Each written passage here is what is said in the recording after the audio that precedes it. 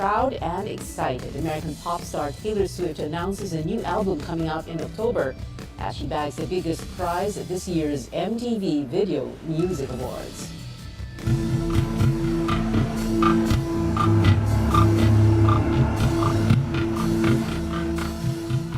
New week, new round of fuel price hikes. Motorists may want to gas up tonight as another big-time pump price increase takes effect tomorrow.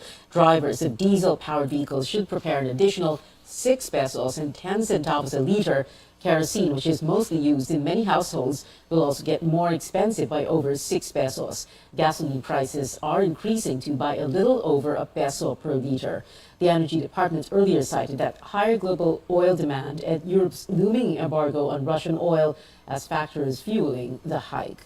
With the surging oil prices, transport regulators will announce next week another round of jeepney fare hikes. While it pains transport groups to pass on the burden to commuters, they say that they do not have any choice. Here's the story with George Garides. Jeepney driver Roger Rosales is feeling anxious upon learning that the price of diesel will increase by more than 6 pesos per liter on Tuesday. Ang baba, pa-50-50 ko lang. Tapos pag nagtaas, 6 na piso, 10 piso, wala rin. Transport regulator says they understand the frustration of jeepney drivers and operators, reason why they are inclined to approve the pending fare hike petition. Transport groups are asking the LTFRB to make the minimum fare to 15 pesos from the current 11 pesos for traditional jeepneys. They're due naman talaga na. For increase kasi the last time we had this fare rate increase was ang level pa lang ng diesel noon was I think 44 pesos per liter. Just a question of that, kung magkano yung maibibigay namin na hindi naman siya magkakaroon ng talagang malaking impact sa inflation at syempre dun sa effect niya sa ating mga commuters. Dagdag ko yung kita sa aming mga operators at drivers namin nationwide. Malaking tulong po yun na nagpapasalamat po kami kung talagang madadagdagan po. The LTFRB says that according to the National Economic Development Authority, every peso increase in the jeepney fare hike has an inflationary effect of 0.33%. They are trying to come up with the best decision possible as early as next week. Commuters have interesting opinions on impending jeepney fare hike. Karamihan naman, nahihirapan sa financial ng mga tao, no? Sa yung mga pangailangan. Imbis na pamili ng bigas, doon na lang mapupunta sa pamasahe. Okay lang kasi pahirap din naman sa mga driver yung masyado mataas ang gas. Hindi sila wala silang kita.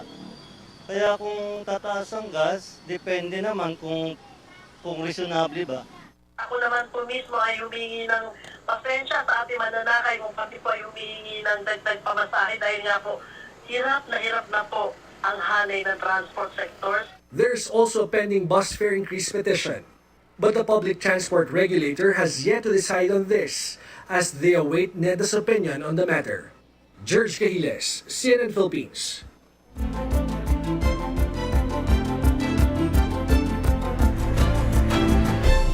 The Health Department reports 19,262 new COVID-19 cases from August 22 to the 28th. That is 19% lower than the previous week.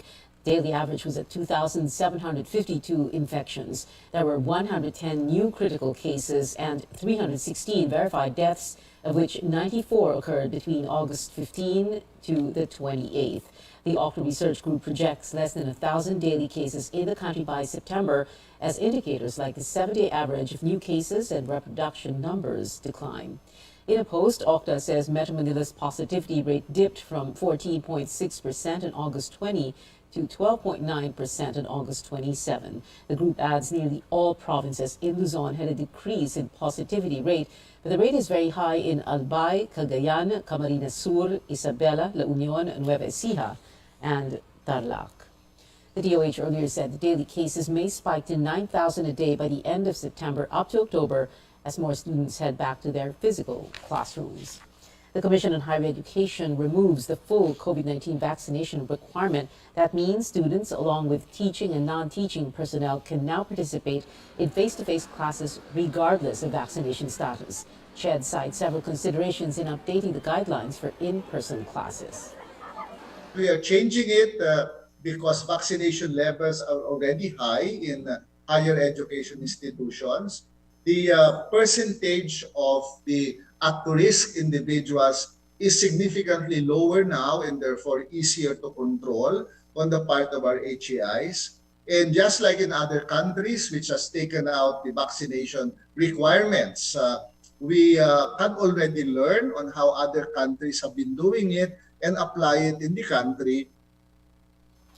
No specific date yet is set to start another round of campus-based vaccination, which targets unvaccinated students and personnel. The country has recorded more cases of common diseases during the rainy season this year in 2021. Leptospirosis and dengue are on top of the list, but there are also more people affected by food and waterborne diseases like typhoid fever. Caroline Bonkin gives us a rundown. Angelo Ferrer's vegetable stall is just near a river in Tuguegarao City. He has no choice but to wade through flood during heavy rain. Tumutulong pa ako sa paninda namin.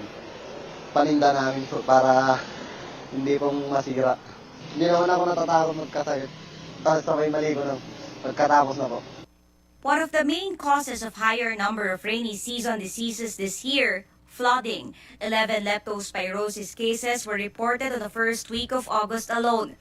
While it's lower compared to the same period last year, the overall leptospirosis cases from January 1 to August 6 is higher by 22% than in 2021. Death toll has reached 188. Metro Manila, Western Visayas, and Cagayan Valley have the most leptospirosis cases. It's a bacterial disease that could affect internal organs, but it's preventable. Leptospirosis affects our kidneys and other organs. So kapag late na po tayo nagpakonsulta, maaaring yung impeksyon ay kumalat na. Kaya nagkakaroon ng pagkaka-hospital, kailangan pang mag-dialysis yung iba dahil nasisira na ng gusto ang kidney. Health officials advise against wading in flood, but if you have no choice, either wear boots or cover your feet with plastic.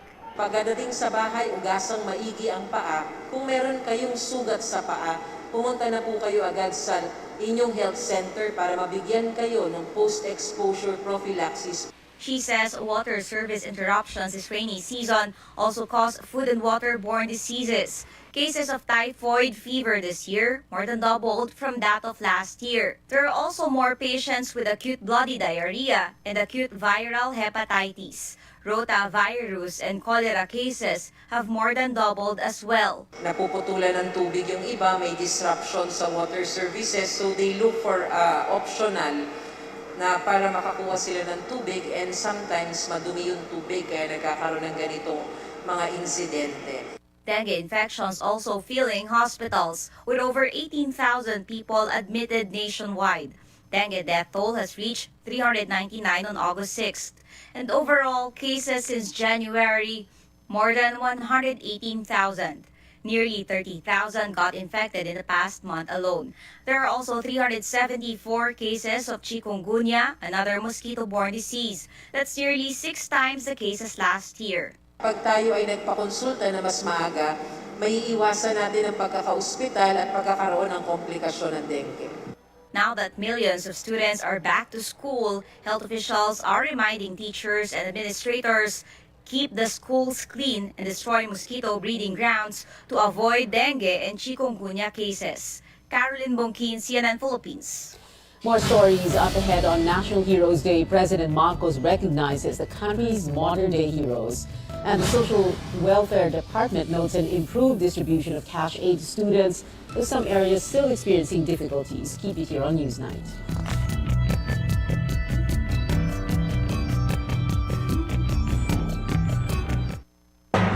Ito ang RPN, Radio Philippines Network, DXKT 1071 sa inyong mga radyo, ang Radyo Ronda sa Davao.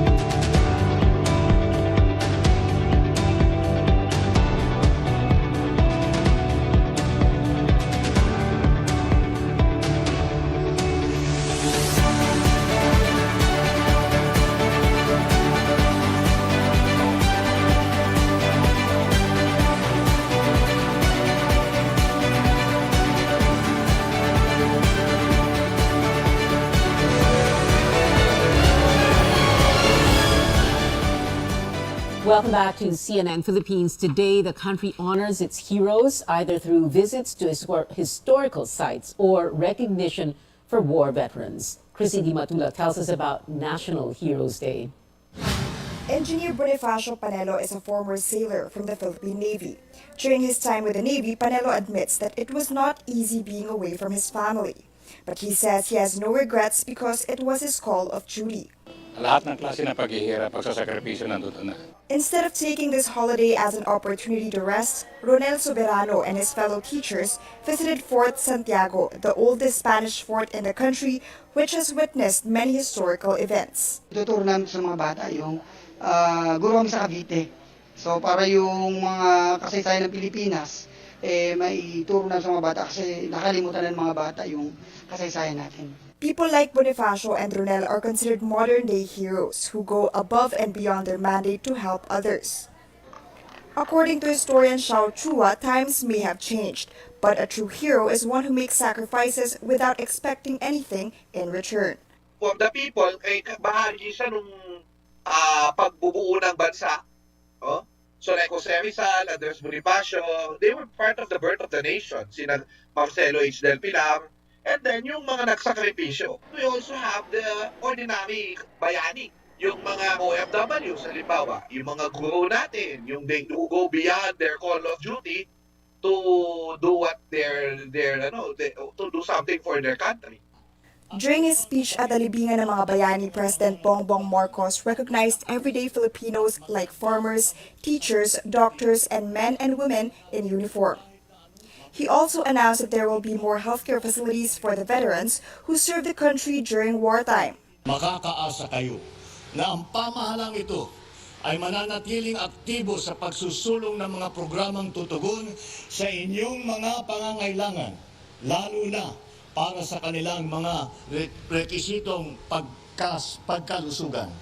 In her message to the public, Vice President Sara Duterte honored those who have dedicated their lives to rebuilding the nation from conflict caused by disunity, hatred, and misunderstanding. Chrissy Di Matula, CNN Philippines. Close to 80,000 indigent students received financial aid amounting to over 175 million pesos during the second week of education assistance distribution. Despite falling short of the initial target of 90,000, the Social Welfare Department is pleased with the improved payout. Paige Javier has the scenes from last weekend. It was a complete turnaround of the second weekend of the Social Welfare Department's payout of educational assistance for students in crisis.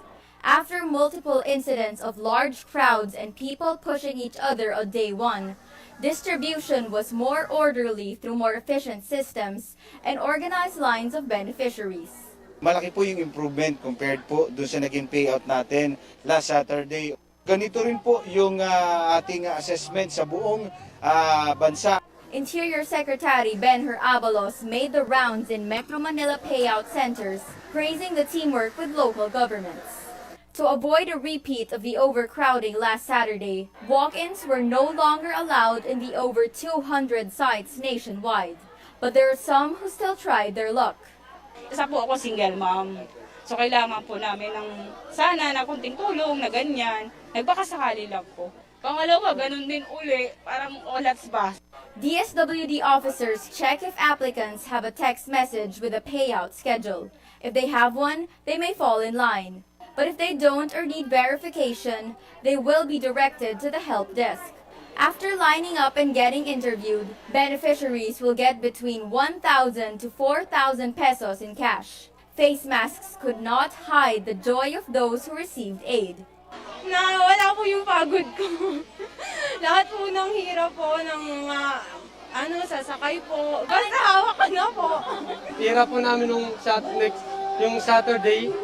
Ngayon po, nakuha po namin. Mas mabilis na po yung processor ngayon. The Sampaloc Field Office got creative to keep those waiting in line at bay. Aside from karaoke, they also held a movie marathon. It was a different situation in some areas outside the metro. Several were injured as thousands were pushing and shoving in Adyongan, Romblon. The DSWD said the situation was resolved by the field office and LGU. Payout was also halted in Buwak, Marinduque following the growing number of walk-ins. The DSWD called this incident an isolated case. The agency is finalizing the guidelines for those who do not have internet access or gadgets to apply online. It appeals for patience for the payout schedules amid an influx of applications.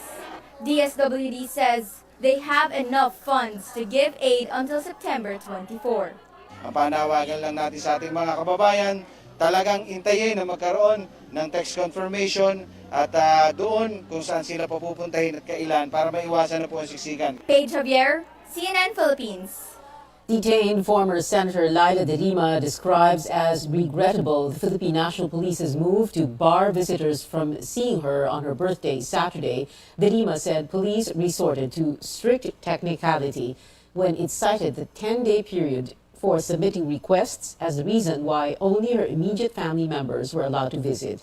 De Lima admitted that her staff filed a request only a few days prior, but explained that she was still waiting for some of her guests to confirm. She said there were a few times she failed to comply with the PNP's 10-day period, but these were favorably acted upon. PNP said it only followed protocol. Close to a dozen personalities, which include former lawmakers and officials, were informed they could not visit De Lima 2 hours before their scheduled arrival. Last Saturday marked her 6th year in detention over drug charges that human rights advocates see as politically motivated. Overseas, the United States sends 2 warships through the Taiwan Strait, Washington's first naval transit in the waterway since House Speaker Nancy Pelosi's controversial visit to Taipei. The guided missile cruisers transited the East China Sea and Taiwan Strait during routine operations Sunday. The U.S. 7th Fleet insisted that its military will sail, fly, and operate wherever international law allows them to, as China claims the strait is part of its waters. In response, Beijing's military said it was monitoring the 2 ships and signaled its preparedness to, quote, thwart any provocation. Less than 2 hours from now, the National Aeronautics and Space Administration is set to launch another mission to the moon. Here's CNN Space and Defense correspondent Kristen Fisher.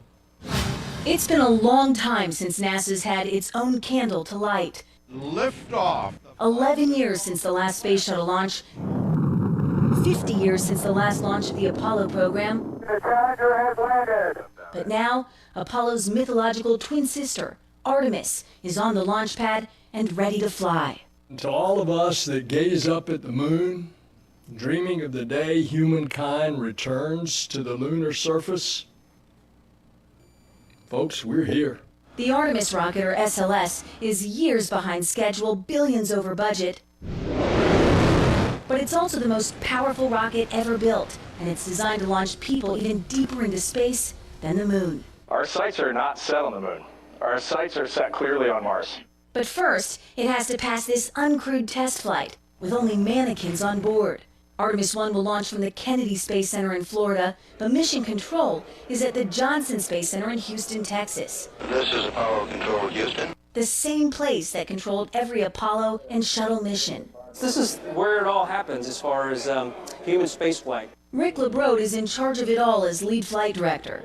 LeBrode and his team have been training in this room for this moment for over 3 years. When flight day comes, it's a whole different ballgame. It's when it really gets real. After launch, the SLS rocket will separate from the Orion crew capsule on top. Orion will then fly 250,000 miles to the moon and then go 40,000 miles beyond it, farther than any spacecraft designed to carry humans has ever flown. We're going to swing by the moon, and when we swing by it on the way there, we're going to be 60 miles off the surface. It's going to be incredible. The pictures we get as we go by are going to be really impressive. After orbiting the moon for more than 2 weeks, Orion will head back to Earth, hitting speeds of around 25,000 miles per hour and temperatures half the surface of the sun, something engineers can't replicate here on Earth. The number 1 highest priority for our mission is actually to test the heat shield. Liftoff of Space Shuttle Columbia. It was a damaged heat shield that caused Space Shuttle Columbia to burn up on re-entry, killing 7 astronauts. So testing it before astronauts fly on Artemis 2 is crucial. For me, Artemis 1 is exciting, but it's really a stepping stone, a milestone to getting humans back in the vicinity of the moon, and that is awesome. Victor Glover is one of more than 40 astronauts in the running to fly on Artemis 2 and Artemis 3, which will land the first woman and the first person of color on the moon. We explore for all people, but now we can actually say we explore with all people. CNN Space and Defense correspondent Christine Fisher with that report. Up next on Newsnight, a revamped Gilas is raring to bounce back against Saudi Arabia tonight on home soil. And Blackpink's Lisa scores a historic win at the MTV Video Music Awards. You're watching CNN Philippines.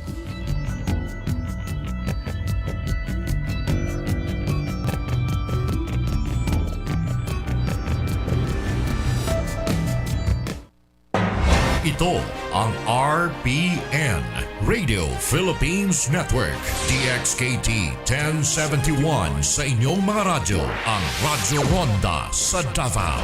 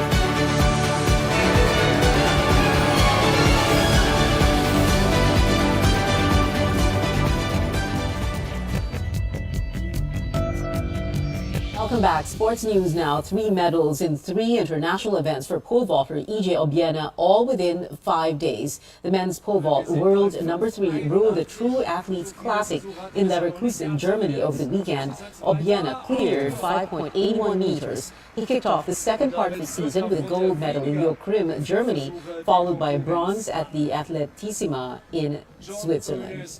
The national volleyball team caps off the ABC Cup for Women event at 6th place after being swept by Chinese Taipei today at the Phil Sports Arena in Pasig. It was still a historic tournament, with the country achieving its best finish in the ABC. In the PBA Philippine Cup Finals, a massive comeback win from TNT Tropang Giga after back-to-back losses to the San Miguel Beermen. TNT dominated San Miguel 100-87, tying the series at 2 each at the Araneta Coliseum in Quezon City. Before the game, Junmar Fajardo grabbed his 9th Best Player of the Conference award, his 7th for the Philippine Cup, but Fajardo says his eyes are on another trophy. Pero hindi yun yung goal ko, hindi yun yung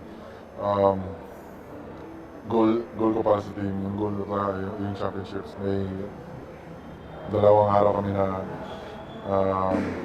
para mag-practice, para mag-regroup. Tingnan namin kung ano yung pwede namin i-adjust sa game. In less than an hour, Gilas Pilipinas and Saudi Arabia will go head-to-head for the FIBA World Cup Asian qualifiers right here at home. The match begins at 7 at the Mall of Asia Arena in Pasay. But it looks like Gilas can count on NBA star Jordan Clarkson for more games ahead. The Filipino-American athlete affirmed his commitment to the team for next year's FIBA World Cup in a visit to the tenement in Taguig City yesterday. Liza Soberano is living her Hollywood dream as she will soon make her debut on the international movie scene. The Filipino-American actress has started filming in the U.S. for her first Hollywood movie, Lisa Frankenstein. The movie features American actors Cole Sprouse and Catherine Newton. In the program New Day, Liza gave us a few details about her new, exciting movie. Lisa Frankenstein is a romantic horror comedy. It's like a mash of like 3 different genres put into one, and it's so much fun because it's written by Diablo Cody, and she's made some of like the best movies in history, like Juno and Jennifer's Body. Exciting news for Blinks as Blackpink's Lisa won the Best K-pop award at this year's VMAs for her song La Lisa. The 2022 MTV Video Music Awards was held at the Prudential Center in Newark, New Jersey, with LL Cool J and Nicki Minaj as hosts. Doja Cat, Jack Harlow, and Harry Styles were this year's biggest winners, with the trio landing 8 awards apiece. Close behind were Billie Eilish, Drake, Dua Lipa, Ed Sheeran, and The Weeknd. Taylor Swift, upon receiving the final award of the night, made a big announcement about her new album. Swift, who won Best Long-Form Video and Video of the Year for All Too Well 10-minute version, announced her upcoming album Midnights, 13 Sleepless Nights Scattered Throughout Life, which drops on October 21st. And that is it for tonight. Join me again on News.ph at 7 p.m. I'm Pia Hontiveros for Newsnight, where we go above and beyond the headlines.